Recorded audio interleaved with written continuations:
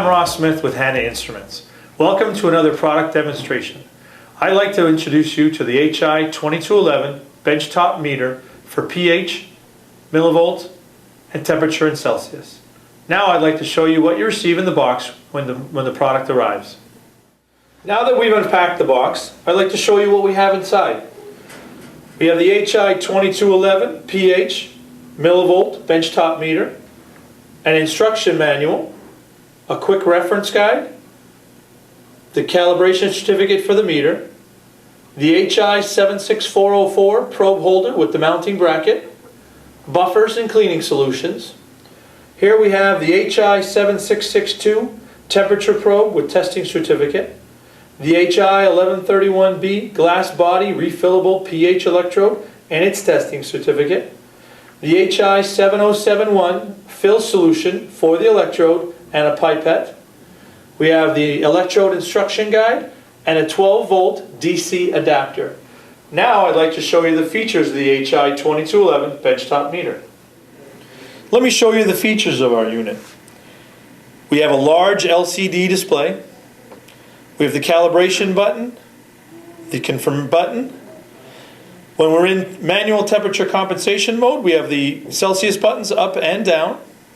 We have the range button, which will display pH and millivolt, a memory button to store the last reading, and a memory recall button to pull up the last reading. If we turn the unit around, we have the on-off switch, the 12-volt DC adapter, the temperature probe connector, a BNC connector for the pH electrode, and if we're using half cells, we'll use the BNC connector here for the pH electrode, and this one for the reference electrode. Underneath, we have two screw holes for the mounting bracket for the pH probe holder. Now, I'd like to turn this unit on for you. We've connected the probes to the meter. We're ready to turn the unit on. At the moment, we're in manual temperature compensation mode. You can see the flashing C.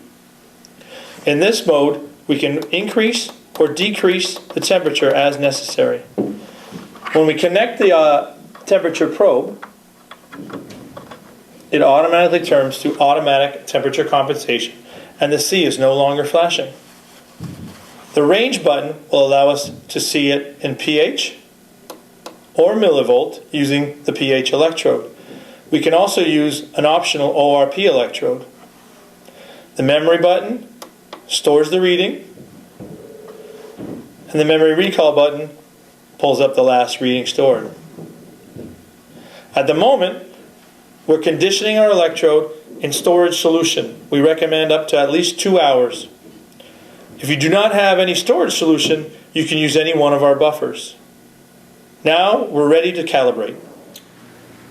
We remove our probes from the storage solution.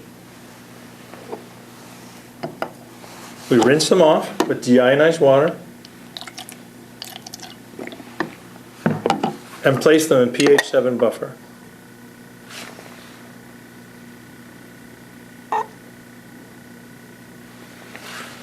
We remove the refill cap. This creates positive head pressure and allows the electrolyte to flow through the junction, creating a faster response time. We hit the cal button and we turn on the magnetic stir.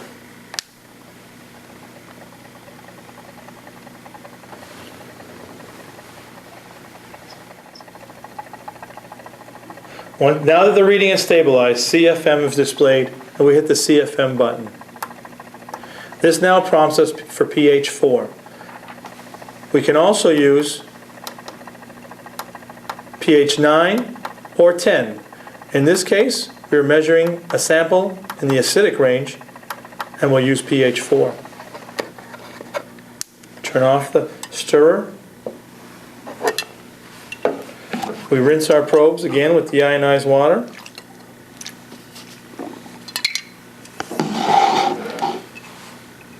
Place the probes in pH 4 buffer and start to stir.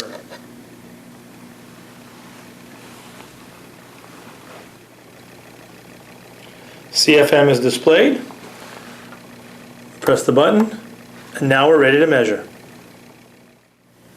On a final note, I wanted to leave you with a few thoughts. Whenever you're using your pH electrode, remember to remove the fill cap. You'll have a faster response time. It's also important to maintain a conditioned electrode. You can either use a small amount of storage solution in the protective cap, you can leave it in the beaker. If you don't have storage solution, you can use any one of our buffers. Never ever use deionized water. If you have any experience with drifting or erratic readings, we do sell cleaning solutions that'll help you with that. Now, I'd like to thank you for your time. If you have any questions whatsoever, please do not hesitate to contact your local HANA office for support. Thank you.